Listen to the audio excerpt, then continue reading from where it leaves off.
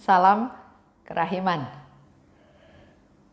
Hari ini 19 Juli. Kita akan baca sama-sama dari diary nomor 1304. Itu bicara tentang kerinduan akan Allah.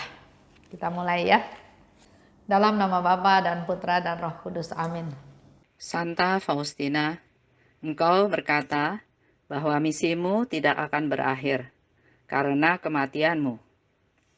Dan kami percaya engkau tidak akan melupakan kami. Yesus juga berjanji kepadamu, bagikanlah rahmat-rahmat kepada siapa saja yang engkau kehendaki dan kapan saja engkau mau. Berdasarkan hal tersebut di atas, kami meminta doa syafaatmu Santa Faustina, terutama untuk rahmat yang akan kami butuhkan, yaitu rahmat kesetiaan pada inspirasi Roh Kudus dan menjadi orang yang suci. Tolonglah kami agar percaya pada Yesus seperti yang Engkau lakukan dan memuliakan Tuhan di setiap saat dalam hidup kami. Amin. Dalam nama Bapa dan Putra dan Roh Kudus. Amin. 1304. Dengan rindu, aku memandangi langit yang bertabur bintang, menatap hamparan safir yang tiada tara. Di sana hati yang murni melesat mencari Engkau, oh Allah, dan ingin sekali dilepaskan dari ikatan-ikatan daging. Dengan amat rindu, aku menatap Engkau, tanah airku. Kapan masa pembuanganku ini akan berakhir? Oh Yesus, begitulah seruan mempelaimu yang merana karena mendambakan Engkau. Dengan rindu, aku menatap jejak-jejak kaki para kudus yang melintasi padang gurun dalam perjalanan mereka ke tanah air. Mereka mewariskan kepadaku teladan keutamaan dan nasihat-nasihat, dan mereka berkata kepadaku, sabarlah, suster, tak lama lagi belenggu-belenggu akan lepas. Tetapi jiwaku yang dibakar rindu tidak mendengar kata-kata itu. Dengan berapi-api, ia merindukan Allah dan Tuhannya, dan ia tidak mengerti bahasa manusia, sebab ia hanya mencintai Dia. Jiwaku yang dibakar rindu, yang terluka karena cinta, memaksakan jalannya melalui segala makhluk ciptaan dan menyatukan diri dengan kekekalan yang tak terbatas, dengan Tuhan yang telah menjadi tunangan hatiku. Izinkanlah, oh Allah, jiwaku yang dibakar rindu ini membenamkan diri dalam hakikat Tritunggal Ilahimu. Aku mohon dengan rendah hati, penuhilah kerinduanku dengan hati yang dibakar oleh api cinta. 1304. Dengan rindu, aku memandang langit yang bertabur bintang. Di sana, hati yang murni mencari Tuhan. Dilepaskan dari ikatan-ikatan daging. Suster Faustina rindu. Dia nggak hanya bilang Tuhan saya rindu ya, tapi dia action. Dia memandang langit yang dimana langit itu bertabur bintang-bintang. Dia bilang di sana hati yang murni mencari Tuhan. Dilepaskan dari segala ikatan-ikatan daging. Dengan amat rindu, aku menatap tanah airku. Kapan masa pembuangan ini akan berakhir? Ya, dia merasakan hidup di dunia ini sebagai suatu masa pembuangan. Dia jalanin, tapi dia berharap dengan rindu kapan saya bisa berada bersama-sama dengan Tuhan. Dengan rindu aku menatap jejak kaki para kudus yang melintasi padang gurun dalam perjalanan mereka ke tanah air. Dari kecil ya, Suster Faustina sudah tahu cerita Santa Santo dari buku yang dibeli oleh ayahnya. Dia baca cerita tentang kehidupan dari para Santa Santo. Dan di sini dikatakan, dengan rindu aku menatap jejak kaki para kudus. Jadi dia juga tahu langkah-langkah kegiatan kehidupan dari para kudus yang melintasi padang gurun. Melintasi sesuatu tempat yang padang gurun itu mewakili suatu tempat yang gersang, yang panas, yang nggak enak ya. Dalam perjalanan mereka ke tanah air, dalam perjalanan mereka sampai ke surga. Mereka mewariskan teladan, keutamaan, nasihat-nasihat, dan katakan kepada Suster Faustina, sabarlah, tak lama lagi belenggu akan lepas. Berkomunikasi ya, Suster Faustina sering juga berkomunikasi dengan para Santa Santo. Contohnya beberapa waktu yang lalu kita pernah baca juga, dia berkomunikasi dengan Santa Teresia, kanak-kanak Yesus ya, yang dia tanya, saya nanti jadi santa enggak? Ya. Orang tua saya nanti jadi masuk surga enggak? Ya. Bagaimana dengan saudara-saudara saya, masuk surga enggak? Dan di sana Teresia dari kanak-kanak Yesus katakan, berdoalah banyak-banyak buat mereka. Jadi itu salah satu contoh betapa dekatnya relasinya Suster Faustina dengan para Santa Santo. Nah, kalau contoh ya, contoh jejak kaki para kudus yang melintasi padang gurun. Kita tahu contoh Mother Teresa dari Kalkuta. Dia mengalami padang gurun itu selama 40 tahun. Juga Suster Faustina, selama 1,5 tahun dia mengalami padang gurun. Kita juga tahu ya, Padre Pio mengalami penderitaan padang gurun, stigmata, di mana tangannya, kakinya luka, seperti luka Yesus dipaku di kayu salib. Saya juga pernah cerita tentang Teresia Newman. Saya nggak tahu apakah sekarang sudah jadi beata. Tapi dia juga mengalami stigmata seperti Padre Pio, stigmata fisik, di mana tangannya, kakinya, lambungnya, bahkan kepalanya pun merasakan kesakitan yang luar biasa seperti waktu itu Yesus di jalan salib. Dan di sana dikatakan para Santa Santo itu mengatakan sabarlah. Ya. Kata-kata ini juga berlaku untuk kita semua. Kalau kita mengalami masa pembuangan, masa padang gurun, Tuhan mau katakan sabarlah. Tak lama lagi belenggu akan lepas.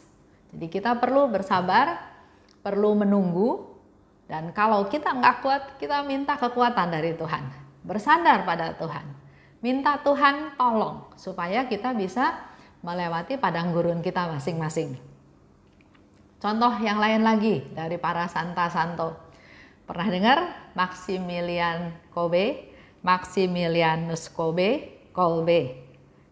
Itu salah satu pastor yang mengorbankan diri untuk menggantikan orang yang harusnya dibunuh oleh tentara Nazi, tentara Jerman. Ya. Jadi kalau waktu itu ceritanya ada satu orang yang memang harus dibunuh. Dan dia bilang, jangan bunuh saya karena saya masih punya keluarga, anak-anak saya masih kecil. Kemudian Maximilian Kolbe ini menyodorkan diri, saya aja yang dibunuh, saya gantiin si bapak itu. Nanti kita bisa cerita lagi tentang Maximilian Kolbe ini lebih dalam lagi ya, karena yang berkorban untuk orang lain juga banyak. Tapi kenapa Maximilian Kolbe yang diangkat sebagai santo? Kita kupas lagi lain kali. Dikatakan lagi Suster Faustina, tetapi jiwaku yang dibakar rindu tidak mendengarkan kata-kata itu. Jadi fokusnya Suster Faustina kan kepada Yesus, rindu pada Tuhan. Jadi penghiburan dari para Santa Santo yang bilang sabarlah ya, nanti sebentar lagi juga akan tidak ada lagi belenggu-belenggu tersebut. Dikatakan oleh Suster Faustina, Aku tidak mendengar kata-kata itu. Dengan berapi-api, Faustina merindukan Allah. Jiwaku dibakar rindu. Bahkan dibakar itu sampai terluka karena cinta. Memaksakan jalannya melalui segala makhluk ciptaan, menyatukan diri dengan kekekalan dengan Tuhan. Kemudian Suster Faustina katakan, izinkan jiwa yang dibakar rindu ini membenamkan diri dalam hakikat Tritunggal Ilahimu. Jadi dia mohon supaya Tuhan mengizinkan dia, jiwa yang dibakar oleh rindu ini, untuk membenamkan diri dalam hakikat Tritunggal Ilahinya. Aku mohon dengan rendah hati, penuhilah kerinduanku. Jadi dia tetap berharap, memohon kepada Tuhan supaya kerinduannya ini terobati. Kalau bicara tentang kerinduan Yesus, Suster Faustina sangat merindukan Tuhan. Saya selalu ingat dengan cerita di diary nomor 20, di mana di sana banyak himpunan jiwa, himpunan besar jiwa-jiwa yang menderita di dalam purgatorium, dan mereka katakan kepada Suster Faustina, penderitaanku yang paling berat, paling sakit, menyakitkan adalah kerinduan akan Allah. Mereka udah gak bisa lagi ada hubungan dengan Allah. Mereka gak bisa lagi berdoa untuk dirinya sendiri. Jadi seperti betul-betul putus. Nah, di situ mereka katakan itulah penderitaan yang paling berat buat mereka. Kerinduan akan Allah. Balik ke kita. Kita masih hidup di dunia. Kita masih bisa berkomunikasi dengan Allah. Kita masih bisa berdoa, masih bisa memuji, masih bisa mohon. Ini semua menjadi satu kesempatan kita untuk bersatu dengan Tuhan. Kita bisa pergi ke perayaan Ekaristi, kita bisa menerima sakramen tobat, Tuhan hadir ya. Kita juga bisa masuk ke ruang adorasi, melakukan penghormatan kepada sakramen Maha Kudus. Kita bisa berdoa tanpa dicegah dan percaya. Dialog, doa itu adalah dialog kita dengan Tuhan. Kerinduan ini bisa terobati selama kita masih di dunia. Jangan sampai kita sudah di purgatorium baru sangat merindukan untuk bertemu Tuhan. Selama kita masih ada di dunia, ayo pakai waktu yang ada sebanyak mungkin untuk bersatu dengan Tuhan. Kembali lagi, dalam masa COVID ini, kesempatan kita untuk bersatu, bersekutu, berdoa dengan Tuhan itu menjadi sangat panjang waktunya. Di rumah aja kan ya, kita punya waktu yang lebih bebas untuk berdoa, untuk bernyanyi, untuk memuji Tuhan, untuk mendengarkan atau live streaming perayaan Ekaristi, untuk bersama-sama berdoa. Banyak hal yang bisa kita lakukan untuk semakin dekat dengan Tuhan. Oke, itu aja untuk renungan hari ini. Yang menjadi PR kita atau menjadi tugas kita atau evaluasi diri kita masing-masing adalah mari kita pakai waktu yang ada untuk tetap semakin dekat dengan Tuhan. Waktu kita beres-beres rumah, waktu kita cuci baju, waktu kita masak, ya, manfaatkan waktu tersebut untuk semakin bersekutu dengan Tuhan. Contoh, kalau bicara soal masak, saya itu nggak bisa masak. Pernah mencoba masak. Di dapur nggak kelar-kelar. Suami saya bilang, masak apa sih? Nggak kelar-kelar katanya gitu ya. Udah setengah jam lebih, siap mau makan, ternyata makanannya nggak enak. Jadi akhirnya pernah suatu saat saya harus masak lagi. Saya kemudian berdoa, Tuhan, saya memang nggak punya talenta untuk bisa masak yang enak. Tapi saya punya kerinduan, keinginan, kecintaan untuk bisa suami dan anak-anak makan makanan yang enak. Saya nggak minta Tuhan jadikan saya ahli masak, tapi saya minta Tuhan urapi mulut suami dan anak-anak saya supaya bisa makan dengan nyaman dengan apa yang saya sudah masak. Dan ternyata memang saat itu mereka bilang enak makanannya, enak masakannya. Itu salah satu contoh di mana kita bisa kok berdoa sama Tuhan, berdialog dengan Tuhan. Tapi saya nggak minta masakan saya jadi enak. Karena nanti kalau kayak gitu nanti saya sombong. Saya cuma minta saya masak dengan kasih supaya yang makan bisa nyaman makan makanan itu masuk ke dalam perut. Contoh lagi, ayo PR kita, tugas kita juga adalah berdoa untuk mereka yang membutuhkan doa kita. Khususnya yang kesepian, yang berdosa, supaya mereka bisa merasakan kasih Allah juga. Dan rasa rindu kepada Tuhan itu perlu dipupuk, perlu diusahakan, perlu dipelihara. Bukan rindu ya sudah, ya, tapi perlu digali, perlu dipupuk, perlu terus diusahakan atau dijadikan satu prioritas bahwa memang kita betul-betul rindu pada Tuhan.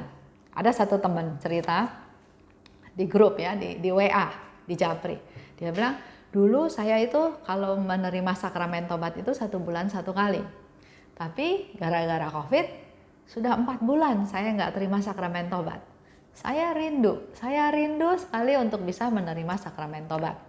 Karena di dalam sakramen tobat seperti yang Yesus berkali-kali katakan, aku mau bertemu dengan engkau secara pribadi. Pastor, imam itu hanya perantara, hanya alat yang dipakai oleh Tuhan Yesus untuk berkata-kata pada kita. Jadi dia sangat rindu untuk menerima sakramen tobat tersebut. Dan karena sekarang nggak memungkinkan, maka kerinduan itu dia ungkapkan dengan sering mengikuti perayaan Ekaristi, live streaming. Lebih banyak berdoa, mohon Tuhan beri rahmat, supaya dia merasa dikuatkan, dihibur oleh Tuhan, diampuni atas segala kesalahannya. Baik, kita tutup ya. Dalam nama Bapa dan Putra dan Roh Kudus, amin. Allah Bapa yang Maha Baik, syukur dan terima kasih atas rahmat-Mu. Hari ini kami menjadi tahu betapa Suster Faustina sangat merindukan Engkau. Kami juga mau belajar Tuhan untuk rindu akan jamahan-Mu, akan pemeliharaanmu, akan perlindungan-Mu, akan kehadiran-Mu.